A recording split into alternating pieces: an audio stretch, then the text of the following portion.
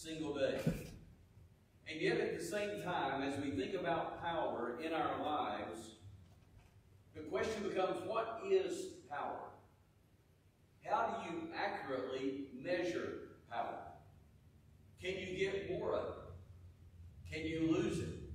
And as it pertains to those who are Christians, those of us in the Christian faith, what exactly does it mean to live the empowered life by the Holy Spirit of the living God?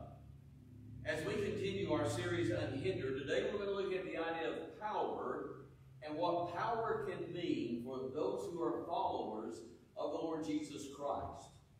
Even Napoleon Bonaparte, that great military genius, looking back over his years of conquest, is reported to have said this, and I quote, "Alexander, Caesar, Charlemagne, and I have built great empires.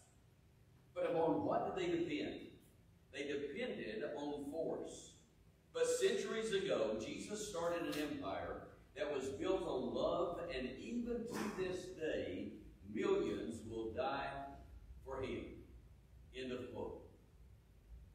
As we think about the weapons of Jesus Christ, if you can call them that, the weapons of the Lord Jesus Christ were love and grace and peace and mercy and compassion. And he is arguably the most powerful person to have ever walked the face of this earth. And so as we think about the Bible and what it means to our lives, and as we walk the Christian life every day, the main power source that you and I have in our lives is the power of God's Holy Spirit. But as we think about the Holy Spirit of God, the Holy Spirit is probably the least understood member of the triune God. It also happens to be the one that Jesus felt that you and I and his disciples needed even more than himself. I want you to think about that. Because Jesus said in John 16:7, "But verily, very truly, I tell you, it is for your good that I am going away." Now listen to what Jesus says. "Unless I go away, the advocate will not come to you. But if I go, I will send him to you." Now, advocate is just one of the many names used to describe the Holy Spirit throughout the Bible. The Holy Spirit is a multifunctional, multifaceted wonder that is an imperative component in our lives to living that empowered and unhindered life in Christ. So if I'm going to live a life that's empowered, if I'm going to live a life that's unhindered as I walk with Christ each day, I have to depend upon the power of God's Holy Spirit. And so today we're going to look at three specific areas where the Holy Spirit of God and the strength of the Spirit can come alive not only in God's church today, but in our lives as well. So if you'll take your outline and begin to fill in the blanks, those of you that have joined us through our live stream, thank you for joining us today. We welcome you as we share this message together. The first thing I want to share with you this morning is this. First of all, God's Holy Spirit gives you and I strength to share. Number one, strength to share. Now look with me in Acts 1:8, and we have it on the screen for you. When Jesus ascended into heaven, he left his disciples with this commandment. Notice what Jesus says to them in Acts 1:8, and here it is. Jesus said, "But you will receive power when the Holy Spirit comes on you."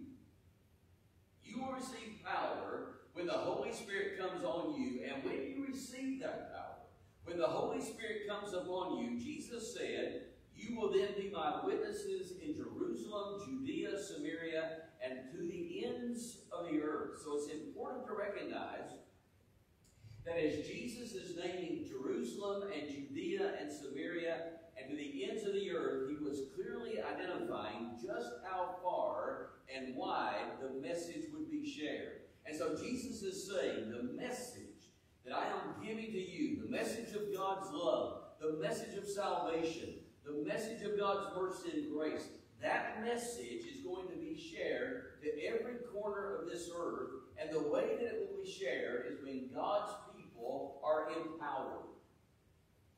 Now think about that.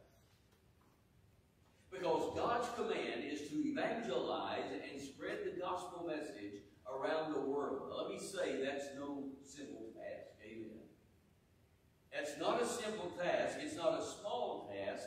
That's why it's so important for you and I to recognize the importance of God's divine power and enablement and empowerment in our lives. Now, as many of you know, the gospel message isn't always a welcome one. If you've ever tried to witness to somebody about Jesus and talk to them about the Lord, sometimes it's readily received, sometimes it's totally rejected. It's not always an easy task. As a matter of fact, there's a lot of hostility and peril in preaching the saving truth of Jesus Christ to other people. Now, in Acts chapter 4, we begin to see just how much trouble those early disciples were in. Now, remember, they were preaching the gospel of Jesus. They were telling about God's love. They were talking about Jesus, and it wasn't well received. So, like I said a moment ago, it's not always well received. Sometimes it's very difficult. Well, the disciples found that out. They had been preaching about Jesus. They'd been teaching about Him. And all of a sudden, they get themselves into a mess. Peter and John are even instructed by the Jewish leaders at that particular time to stop sharing the gospel. But look what happens in Acts chapter 4. Look with me at verse 18 through 20. In Acts chapter 4, beginning at verse 18, now here's what happens. The Jewish leaders, they called in Peter and John again and commanded them not to speak or teach at all in the name of Jesus. Or are we going to listen to Him? You be the judges. Look at verse 20.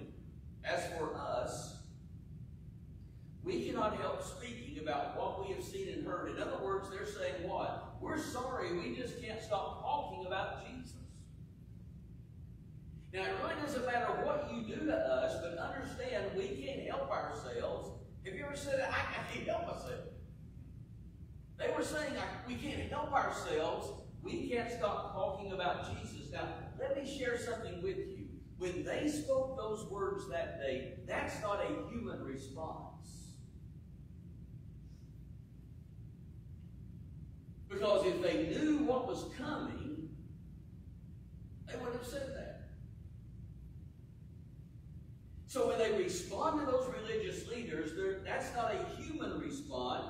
It's what having the power, listen, it's what having the power of God's Holy Spirit does in your life. Peter and John were filled with the Holy Spirit. They were empowered by the Holy Spirit. They were strengthened by the Holy Spirit. And when they were strengthened and empowered by the Holy Spirit, they were able to stand there that day and say to those religious leaders, it doesn't really matter what you say, we're not going to listen to you. We can't stop talking about Jesus. Now we look at that and go, wow. But here's the good news for us today. The same Holy Spirit that empowered Peter and John to stand there that day before those religious leaders is the same Holy Spirit who empowers our life today, and He gives to us the strength to share Jesus Christ with others and to take the gospel message to the very ends of the earth. As a matter of fact, when persecution and humiliation and anything else that the enemy might try to discourage us with and keep us from sharing the good news of Jesus Christ, whatever that is, listen, God has given us the empowerment of His Holy Spirit to overcome. Paul said, I can do what? All things through Christ who strengthens me. And that's the good news of the message today that God gives to us. Is that regardless of where we are in our life, God's power gives to us strength. Now the question comes, is it always going to be easy? No. Will it have difficulty? Yes. But just as the disciples, we read about in the book of Acts, how the Holy Spirit of God came upon them and gave them strength to persevere. God will give us that same strength in our life to persevere as well. Which leads me to the second point of this message, and that's this, the strength to persevere. Number two, the strength to persevere. God gives us the strength to share. He also gives us the strength to persevere. Now, every one of us in this room will suffer or have suffered at some point. Can we all agree with that? Everybody's going to suffer who's in this room. That's part of living in a fallen world. Everyone experiences pain, hardship, adversity. Everyone has trauma. None of our lives are free from that.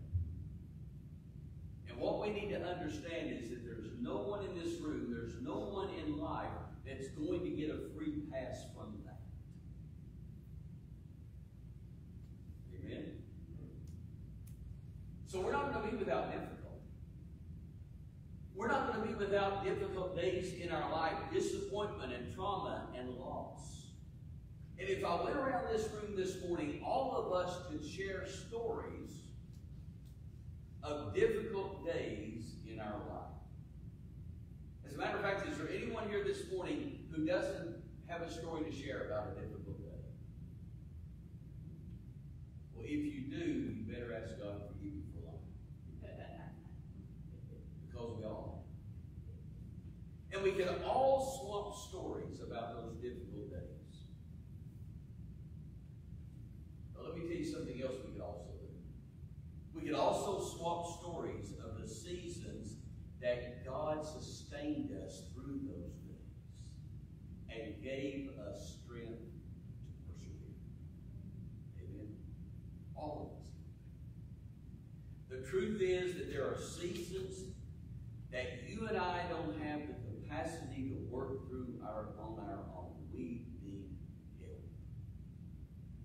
And it's like the song that we sung a moment ago, Lord, I need you. There are times in our life that we need help. We feel hindered. We feel stunted. We feel discouraged in our life and our faith. But thanks be to the gift of God's Holy Spirit. You and I can experience unhindered access to divine power, strength in our life, and the ability to persevere through any situation we face. Now let me say this. That doesn't mean that all of a sudden we become a superhuman, incredible Hulk type person. So you're not going to be a Superman. You're not going to be a Spider-Man. We're going to fight through those difficult days. Some of those are really tough. But let me remind you what Paul said. In 2 Corinthians chapter 2, verse 9, Paul said this, God's grace is sufficient. On. Does it mean I'm going to have difficult days? Yes. Does it mean I'm going to experience trauma in my life? Yes. Does it mean I'm going to experience discouragement in my life? Yes. But whatever those days are in our life, whatever those seasons of life are, Paul reminds us God's grace is sufficient. You know what Paul goes on to say? His power is made perfect in our weakness. In other words, when we recognize that we can't do it, we also recognize that God can. Amen. And He gives us the strength to persevere. The last thing is this. He gives us the strength to love. He gives us the strength we need to share the gospel, to persevere, and lastly of all, to love. In his book entitled Strength to Love, Dr. Martin Luther King Jr. addressed this very issue. And here's what he wrote, and I want to read it, I quote. Only through an inner spiritual transformation do we gain the strength to fight vigorously the evils of the world in a humble and loving spirit. I want you to think about that. He's saying to achieve that inner spiritual transformation, we need help. We can't do it by ourselves. We can't do it alone. But we need help. And the Bible tells us that we need an advocate, we need a guide, we need a companion to lead us along the way. My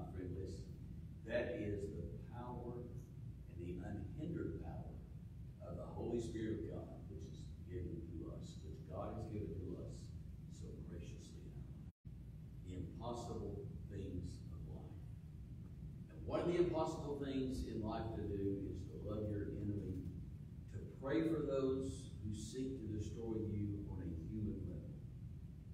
But when you and I listen, when we are empowered by the Holy Spirit of living God, our love becomes unhindered. And we can say like Jesus, Father, forgive them. Through the life of Corrie ten Boom, a Dutch Christian who, along with her family, helped hide Jews during the Nazi occupation of the Netherlands during World War II.